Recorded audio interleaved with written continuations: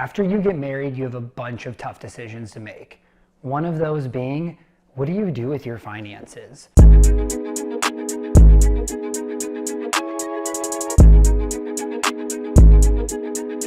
If you go on social media, you maybe talk to your parents or an older generation, they're going to tell you that everybody should have combined finances.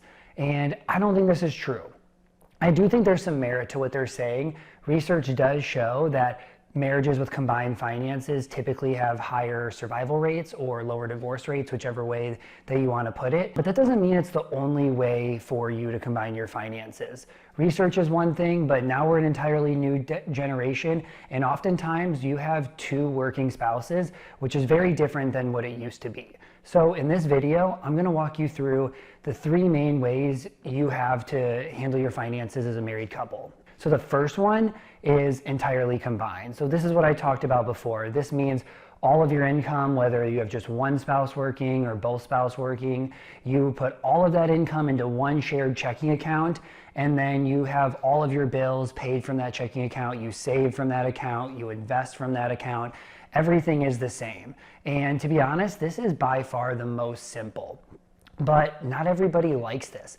Oftentimes, one person spends entirely different than the other person, and sometimes people like to keep it separate. Two is all separate. So this means you basically act like how you did pre-marriage or how you have your whole life. You each have your own checking account, you each have your own savings account, you each use your dollars to accomplish the same goals, but you also could do some things combined. So maybe if one person makes way more than the other, they could say, hey, well, we should get rid of that debt. I'm gonna help you get rid of your student loans, for example. Another thing that people do in this is they might set this to be proportional. So they might say, instead of, hey, our rent is $2,000, you pay $1,000, you pay $1,000, let's actually pay based on our income.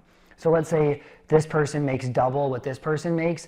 Well, they might pay like 67% of the rent. So if it's that $2,000, they might say, okay, I pay $1,200, you pay $800.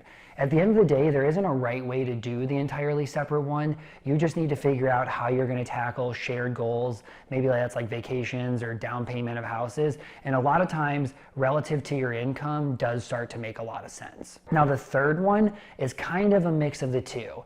And so the way that most people think about this is they have a shared checking account where they end up paying for their needs. So maybe part of your income comes in the shared checking account. You guys pay for rent, utilities, you'll pay for groceries, you might be paying out for meals that you go out together. Basically, everything that is shared is paid from that one account.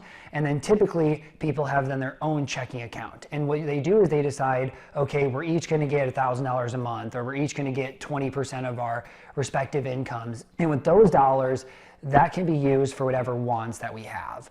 I see a lot of new married couples picking this strategy in the beginning because it's a step into eventually getting to all combined. And so people look down on this and they say, well, hey, you should be able to look at what each other's spending. And I don't think it's really about that. I think it's more about still having like a little bit of freedom. So at the end of the day, you say, hey, we each get $1,000 a month that we get to spend on some of the things that we want. So I can just spend it. I just got to pay it from that account, make sure my one credit card that's attached to that doesn't get over $1,000. And it keeps things really clean and simple. And then what people do is after a couple years of doing that, they might move to all combined.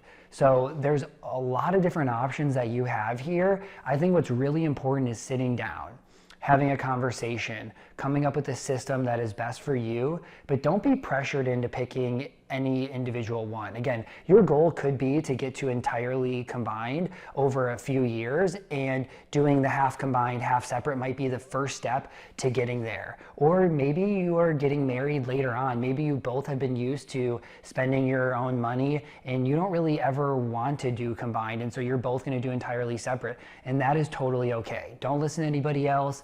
Take the time to talk about it with each other. Make sure you listen to the other. Make sure you don't just say, hey, I'm just going to pick, half combined, half separate because I think you spend too much. Those are all problems that eventually are going to come to fruition. So you want to figure out this system, build trust in each other, and make sure at the end of the day you're taking care of your finances and fit into a system that works best for the two of you.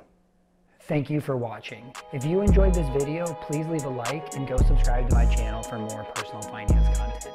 And as always, please leave your comments below and I'll make sure to respond to each one of them.